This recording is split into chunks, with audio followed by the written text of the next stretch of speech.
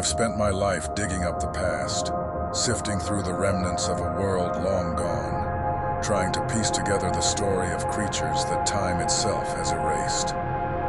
I've always believed that the past can't hurt us, that fossils are nothing more than echoes of monsters who lost the battle against evolution. I don't believe that anymore, because I found something I wasn't supposed to find, and now it's found me.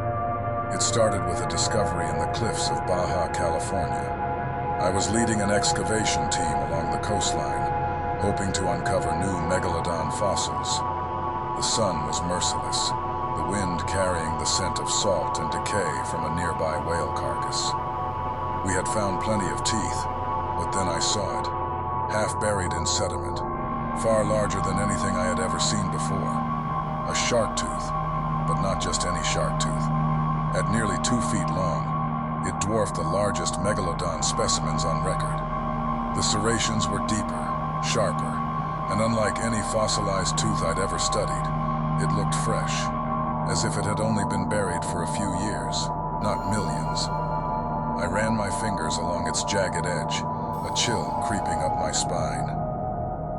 "This isn't possible," I muttered. But I knew what it meant. If the tooth was fresh, the predator was still out there. I took the tooth back to my lab, but my findings were met with ridicule. An undiscovered species larger than the megalodon. Impossible. They called me a fool, said I was fabricating evidence for attention. I was dismissed as nothing more than a man desperate for relevance. But my son, Ryan, an oceanographer, believed me. "Dad," he said, "I need you to see something." He showed me the photos of a whale carcass that had washed up off the coast of Guadalupe Island. Its spine was snapped in half, its body torn apart by something with teeth, unlike any recorded predator. Ryan zoomed in on the wounds. "These bite marks, they're a match to your tooth." I stared at the screen, my heart pounding. "That's impossible. That would mean..." Ryan finished the sentence for me. "It's still alive." We chartered a research vessel and headed to the anomaly zone, the location where the whale had likely been attacked. Ryan had detected strange sonar readings there, massive objects moving in slow, deliberate patterns, too big to be whales. As we approached, the ocean became eerily silent. The usual schools of fish, the dolphins, even the great whites that usually thrived in these waters, they were gone. Then, the submersible camera picked up something horrifying. A graveyard beneath the waves. Hundreds of megalodon bones littered the seafloor. But they weren't scattered fossils. They were piles of remains, arranged like feeding sites, their bones crushed, shattered, gnawed apart. I gripped the console. The megalodon didn't just go extinct. It was being hunted. Ryan swallowed. By what? The answer came before I could speak. A distress call crackled over the radio. "This is the cargo ship Valhalla. We are under attack. Something is in the water. It's..." The signal cut out. Ryan turned to me, his face pale. "It's here." I ran to the deck, scanning the waves. The Valhalla was miles ahead, but something else was moving in the water. Something massive, something fast. And then I saw it. A black shadow, nearly the size of an aircraft carrier, cutting through the waves like a knife. The dark blue demon. The thing that wiped out the megalodon. The Valhalla was ripped apart in seconds. We watched in horror as a gargantuan shape burst from the depths, its midnight blue skin almost blending into the water, its eyes black and bottomless. Its mouth opened, revealing rows of serrated teeth as long as swords. With one devastating bite, it tore through the ship's steel hull, as if it were nothing more than paper. Screams filled the radio. Then, silence. Ryan grabbed my arm. "Dad, we have to go." But I couldn't move, because the demon had turned toward us. The wave from the sinking Valhalla hit us, nearly capsizing our boat. The demon circled, its shadow swallowing the light beneath us. Ryan fired the engines. "We need to get out of here." But it was too fast. The boat lurched violently as the demon rammed us, splintering part of the deck. Water rushed in. We were going to sink. "Light the flares!" I shouted. Ryan grabbed a flare gun, firing directly into the water. The bright red light illuminated the beast's head, scarred, ancient, monstrous. For the first time, I saw the bite marks along its own body, evidence of battles fought against things even we couldn't imagine. But then it hesitated. The firelight confused it. Ryan fired again. The demon reeled back, disappearing into the depths. We didn't wait to see if it would return. We gunned the engines, limping away, leaving the graveyard and the destroyed Valhalla behind us. Back on shore, we tried to warn them. The government blamed the Valhalla's destruction on a freak accident. The Megalodon bones, natural fossil deposits. No one believed us. But Ryan and I know the truth.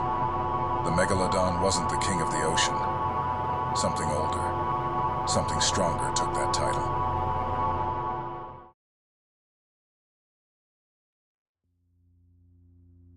My name is Jacob Mbeki, and I have spent my entire life on the waters of South Africa's coast.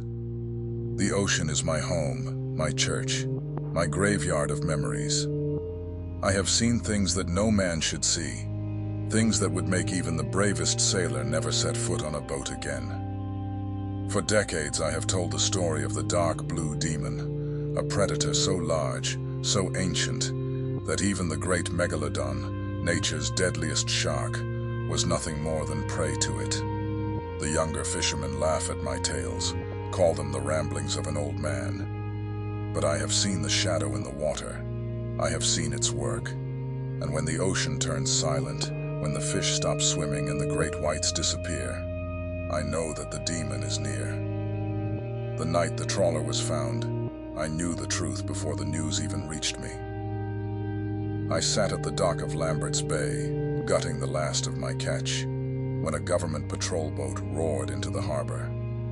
I knew the captain, Hendrik Kotze, a man who hated me as much as he feared my warnings. "Jacob," he called out, stepping off his boat. His uniform was soaked in sweat, and his face was pale. "You found it, didn't you?" I said. Hendrik glared at me, shaking his head. "A great white, probably a rogue one. Got aggressive with a trawler. It happens." I wiped my knife clean and stood. "No great white could have done what you saw." Hendrik swallowed, his jaw tightening. "Stay out of this, old man." That's when I knew he was lying. I finished gutting my fish and tossed the scraps into the water. "Take me there," I said. He hesitated, but I saw the fear in his eyes. He didn't believe the great white story either. Something had shaken him to his core. The trawler was destroyed, not sunken, ripped apart. The hull was split clean down the middle, as if something had grabbed it in its jaws and torn it in half. The deck was shredded, not by explosives, not by a storm, but by teeth as thick as a man's arm. And then, there were the whales. Bloated carcasses drifted nearby, gouged open, their spines snapped like twigs. I ran my fingers along the wings, my heart pounding. No shark had done this. This was something older, something worse. "Where are the bodies?" I asked. Hendrik looked away. "There aren't any." I took a slow breath. Then they were taken. Hendrik's face turned red. This was a shark attack. End of story. But I wasn't listening anymore. The air smelled wrong, a thick metallic stench of blood and decay that clung to the wind. I knew this feeling. I had felt it once before, many years ago. The demon had returned. I gathered my crew, 4 men who trusted me, 4 men who had seen the impossible before. Sianda, my best harpooner, a man with arms like tree trunks and nerves of steel. Daniel, a young oceanographer who had been tracking unexplained whale disappearances. Piet, an ex-Navy diver who had seen classified sonar readings he was never supposed to. And Hassan, my boat's engineer, a man who had lost 2 brothers to the sea. We set sail that night on my old but sturdy trawler, the Njabolo. The government could spin whatever story they wanted, but I knew the truth. The demon had come back to feed. We followed the trail of destruction. Dead whales, shattered boats, eerie silence.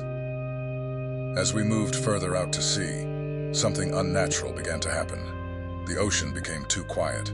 Not a single fish, no birds. Even the waves felt wrong. Shianda gripped his harpoon. "The water's dead," he muttered, "like it knows." Daniel checked his sonar, his face turning white. We're not alone. A shadow passed beneath us. Not fast, slow, deliberate, watching. Then came the first hit. The boat lurched violently, almost capsizing. I grabbed the wheel, struggling to keep control. "What was that?"